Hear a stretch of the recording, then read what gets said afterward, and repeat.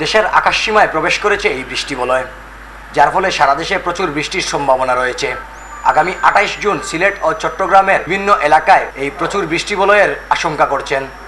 সোমবার 16 June Bangladesh weather observation team এই তথ্য নিশ্চিত করেছে। এই বৃষ্টিবলয় সবচেয়ে বেশি সক্রিয় থাকবে সিলেট ও চট্টগ্রাম বিভাগে, যার ফলে সিলেট ও চট্টগ্রাম বিভাগের জেলাগুলোতে প্রচুর বৃষ্টিপাত হওয়ার সম্ভাবনা রয়েছে। মঙ্গলবার 17 জুন থেকে 21 জুন ও 23 জুন থেকে 26 জুন পর্যন্ত এই দুই বিভাগে প্রচুর বৃষ্টি হওয়ার সম্ভাবনা রয়েছে, অর্থাৎ সবচেয়ে বেশি বৃষ্টি হওয়ার সম্ভাবনা রয়েছে এই দুই বিভাগের জেলাগুলোতে। বাংলাদেশ ওয়েদার অবজারভেশন টিম আরও জানায়, চট্টগ্রাম ও সিলেটের দুই জেলাগুলোতে হালকা থেকে মাঝারি ও কোথাও কোথাও বেশি মাঝারি ধরনের বৃষ্টিপাত হতে পারে, যার ফলে সিলেটের নিম্নাঞ্চলগুলো প্লাবিত হতে পারে। পাশাপাশি সিলেটের অন্যান্য যে জেলা উপজেলাগুলো আছে তার দিকে বন্যারও আশঙ্কা করছেন তারা।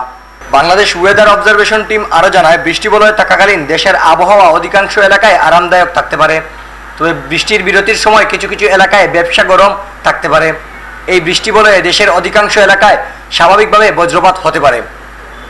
সংস্থাটি আরও জানায়, বৃষ্টিবলয়ের সময়ে ঢাকা বিভাগে 180 থেকে 220 মিলিমিটার, খুলনা বিভাগে 150 থেকে 250 মিলিমিটার, বরিশাল বিভাগে 250 থেকে 350 মিলিমিটার, সিলেট বিভাগে 300 থেকে 450 মিলিমিটার, ময়মনসিংহ বিভাগে 280 থেকে 350 মিলিমিটার, রাজশাহী বিভাগে 150 থেকে 250 মিলিমিটার, রংপুর বিভাগে 280 থেকে 350 মিলিমিটার এবং চট্টগ্রাম বিভাগে 350 থেকে 500 মিলিমিটার বৃষ্টি হতে পারে।